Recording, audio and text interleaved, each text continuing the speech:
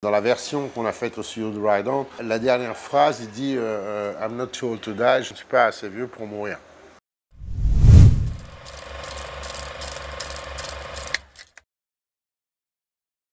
On est en février 80. Je suis à Londres avec Bon Scott, le chanteur d'ACDC.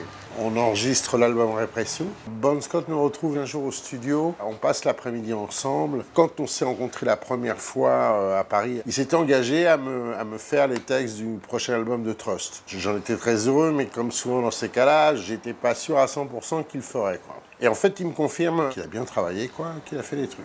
Donc je suis je suis très agréablement surpris. Et donc on passe tout notre après-midi ensemble. Pour l'anecdote, ils avaient été déjeuner au restaurant, ils s'étaient barrés sans payer. Ils sont arrivés au studio, ils sont partis du taxi sans payer. Ils étaient dans ce mood-là. Et puis à un moment, on décide de faire une jam. On commence à taper un blues et puis le blues dérive sur un morceau de la CDC qui s'appelle Ride On.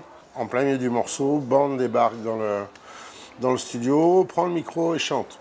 L'ingénieur du son a la présence d'esprit d'enregistrer, de tape recorder ce qu'on fait, quoi. Une fois qu'ils sont partis, on reprend le travail en se disant qu'on se voit dans les jours qui viennent. Et ce jour-là, on enregistre, mais une maquette très avancée, d'Antisocial. Il est à peu près, je sais pas, 20h, 21h.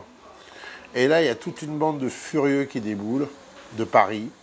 Tous avec des combinaisons blanches. Ils arrivent dans 3 Bentley absolument sublimes. Il y a Pierre Lescure qui est là. Ils nous font la surprise de nous amener notre premier disque d'or. Et on embarque tous dans les Bentley et on part dans Londres, on part dans la nuit londonienne pour se mettre à l'envers, quoi. Et puis on rentre, à pudeur, quoi. Et le matin au réveil, j'ai une nuage dans le fond, je descends au lobby de l'hôtel. Et là, j'ai un mot de Bon Scott dans lequel il me dit qu'il est passé à l'hôtel.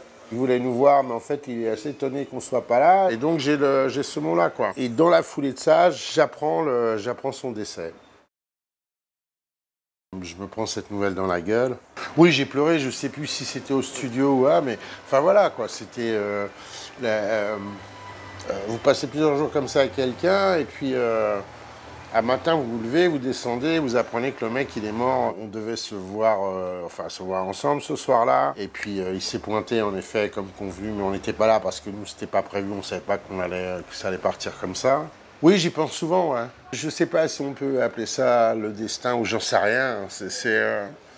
Voilà, c'est vrai que...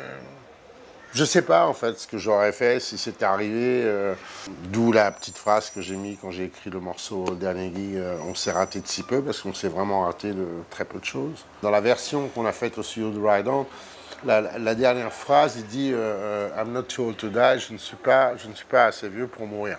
Voilà. Et c'est la dernière fois de sa vie qu'il a posé sa voix quelque part, quoi.